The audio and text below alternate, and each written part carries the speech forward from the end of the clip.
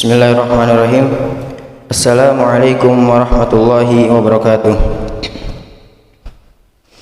Alhamdulillahirabbil alamin. Alhamdulillahilladzi bi ni'matihi tatimmu shalihat wa bi fadlihi tunajjazul mubarrat. Wassalatu wassalamu ala afdhalil kainat sayyidina wa nabiyyina Muhammad ibn Abdullah khatimur risalat wa ala alihi wa ashabihi wa man tabi'ahum bi ihsanin ila akhir saat. Rabbi shrah li sadri wa yassir li amri wahlul 'uqdatam min lisani yafqahu qawli. Jamaah salat subuh yang insyaallah dimuliakan oleh Allah Subhanahu wa taala.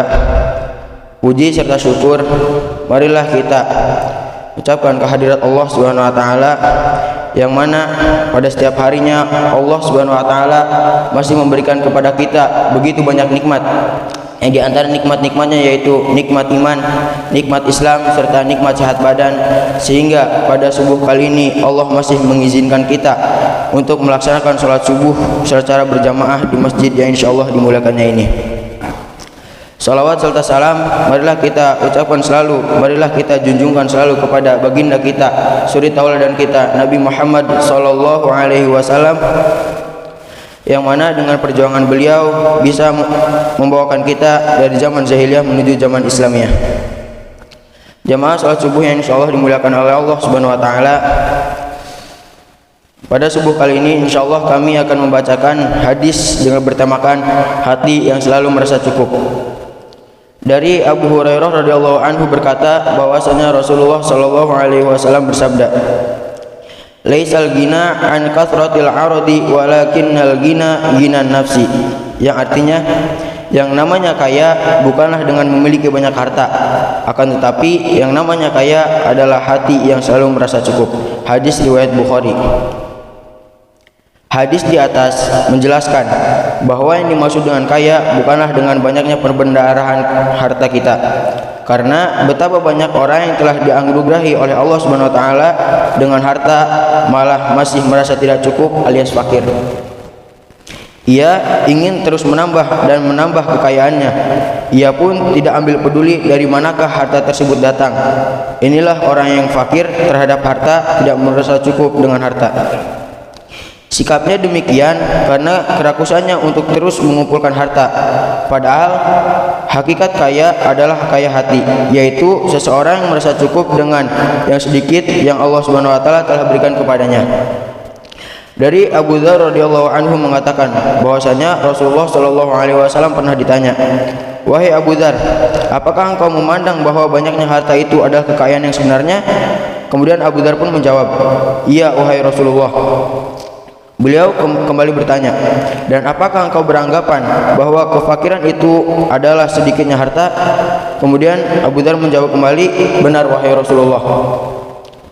Beliau pun menyatakan, "Sesungguhnya kekayaan itu adalah dengan kekayaan hati dan kefakiran itu adalah dengan kefakiran hati."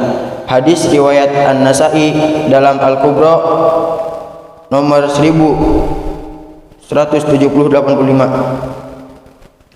Imam An-Nawawi rahimahullah berkata, siapa yang terus ingin menambah dan menambah lalu tidak pernah merasa cukup atas apa yang Allah beri, maka ia tidak disebut kaya hati. Banyak yang memiliki harta namun jarang memiliki sifat yang mulia, yaitu merasa cukup dengan nikmat Allah yang diberikan kepadanya. Jika kita memilikinya, maka kita akan tidak tamak pada harta orang lain dan juga selalu ridho dengan ketetapan Allah Subhanahu wa taala yang telah ditetapkan kepadanya. Dan kita pun yakin bahwa segala yang ditetapkan oleh Allah Subhanahu wa taala itulah yang terbaik bagi kita.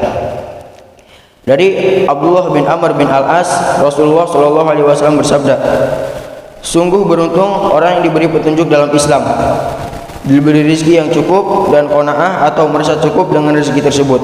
Hadis riwayat Ibnu Majah nomor ke-4138. Allah Subhanahu wa taala berfirman dalam Quran surat Hud surat yang 11 ayat yang ke-6 yang artinya, "Dan tidak satupun makhluk bergerak di bumi melainkan semuanya dijamin Allah rezekinya.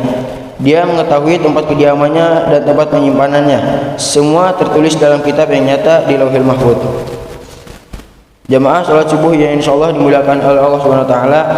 Sekian hadis yang bisa saya bacakan pada subuh kali ini. Sebelum kita tutup, marilah kita tundukkan pandangan serta hati kita seraya bermunajat dan memohon kepada Allah Subhanahu wa taala agar Allah selalu mengampuni dosa kita dan Allah menghilangkan virus yang sedang mewabah di dunia ini. Ala hadhihi niyyah wa kulli niyatin shalihah. Al-Fatihah. A'udzubillahi minasyaitonir rajim.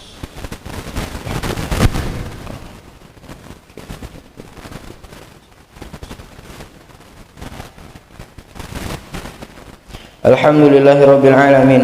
Alhamdulillahi rabbil alamin. Hamdan syakirin, hamdan na'imin, hamdan yuwafi ni'amahu wa yukafi mazidah. Ya Rabbana lakal hamdu wa lakal syukru kama yanbaghi li jalali wajhikal karimi wa azimi sultanik. Allahumma salli wa sallim ala sayyidina Muhammad wa ala ali sayyidina Muhammad.